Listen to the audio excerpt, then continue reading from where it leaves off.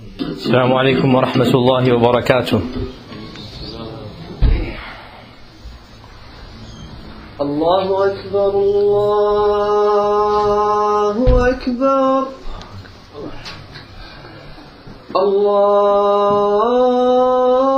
الله أكبر الله أكبر. أشهد أن لا إله إلا الله.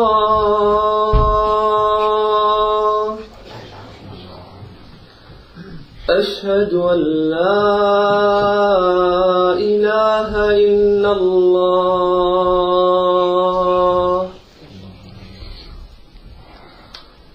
أشهد أن محمدا رسول الله.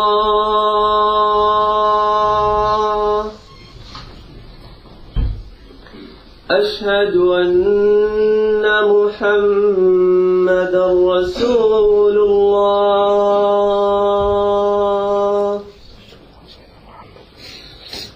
حي على الصلاة. حي على الصلاة. حي على الفلاح.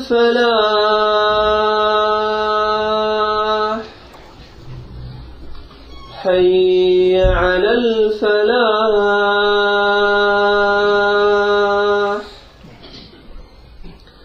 الله أكبر الله أكبر. لا إله إلا الله.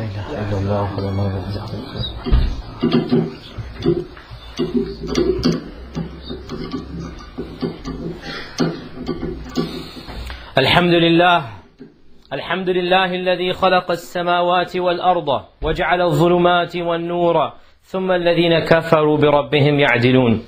لا يحصي عدد نعمه العادون ولا يؤدي شكره المتحمدون ولا يبلغ مدى عظمته الواصفون. بديع السماوات والأرض إذا قضى أمرا فإنما يقول له كن فيكون. وأشهد أن لا إله إلا الله وأعتقد أن لا رب إلا إياه، شهادة من لا يرتاب في شهادته واعتقاد من لا يستنكف عن عبادته.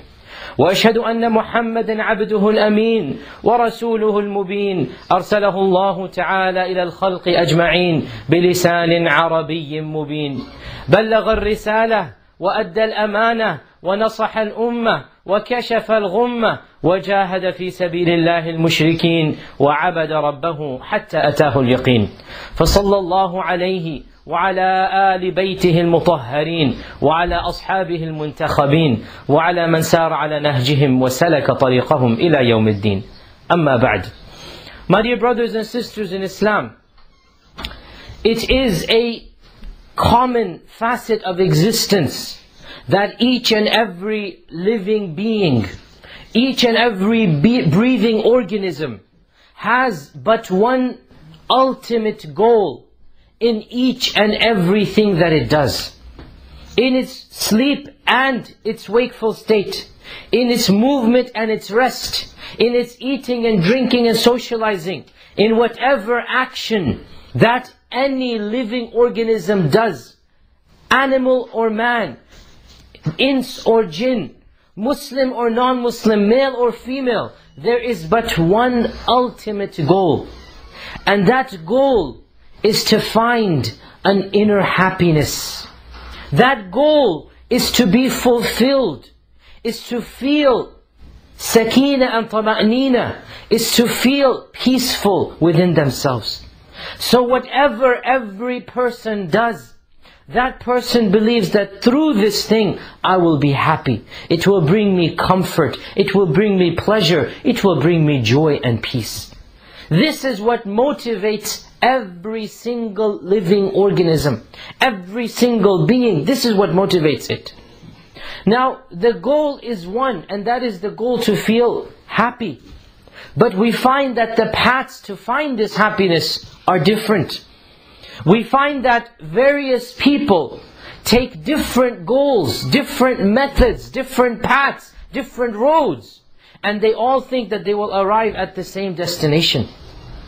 So we find that one group of people believes that happiness will be found through material possessions, through money, through wealth, through owning the best houses and cars. And so you find this person, all that he does or she does is to figure out how I can get the most money. What degree should I get? What education? Which university? Which job? Which firm? Which company? How can I climb the corporate ladder?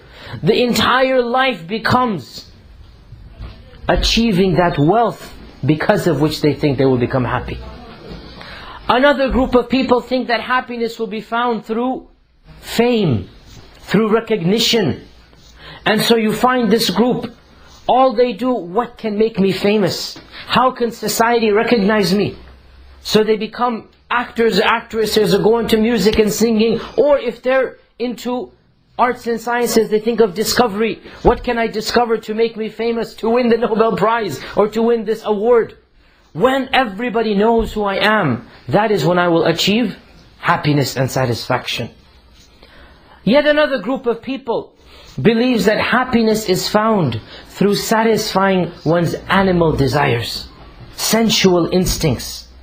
And so you find this group of people turning to women and wine, to drugs and cheap luxuries. And they think that by numbing out their animal senses, by making sure each and every bestial desire inside of them is met, they will find happiness. And most of us sadly believe that happiness is a combination of the above factors. A little bit of wealth with a little bit of fame and a little bit of sensual desires. This is how we find happiness. But the reality is, when you look at the people who have spent their lives following these various paths, when you look at the people whom society considers have reached the upper echelons of wealth, of fame, of sensuality, the most evil people in terms of sensuality, the most richest people in terms of wealth, the most famous people in terms of recognition, the rest of society considers they have arrived. If you were to interview this elite, if you were to get to know them and ask them, you have spent your life hoarding this wealth, amassing fortunes, you're on the Forbes list of 100 richest people or 50 richest people, you are one of the most influential people according to Times Magazine, you're one of the most famous actors and actresses, everybody knows you. Your pictures appear on the magazines. You fall, you sneeze, you laugh, it becomes a national news item. You enter the hospital, you come out of it, the whole world knows. Fine, let me ask you, have you achieved happiness? Sure, you're rich, you're famous, you're wealthy, you're the most evil in terms of sensuality, sure. Have you achieved this inner happiness? Because the rest of society looks up to you. The rest of society believes you have. They take you as their role models. They take you as their gods and goddesses that they have to worship. Each and everything that you do becomes a religion for them. They follow your statistics, your marriages and divorces. You become their role model. But let me ask you, are you happy in your personal life? Have you achieved what the rest of the people think you have achieved? And if these people could be honest with you, and many of them have if you read their interviews, and many of them are not, but if they could be honest with you, they would say, all of them, not yet. For many people, the very thing that they were desiring becomes a curse. For many people, the fame, the recognition becomes the curse that they cannot get out of it. They cannot live normal lives anymore. They were the ones who didn't want to live normal lives. They were the ones striving to get famous. Once they reach there, they regret they can't enjoy a normal life anymore. And they have no one to blame but themselves. When they become rich, their entire thinking, their entire day and night becomes worrying about the stock going up and down, my company floundering or getting more money, this transaction, that business, this deal.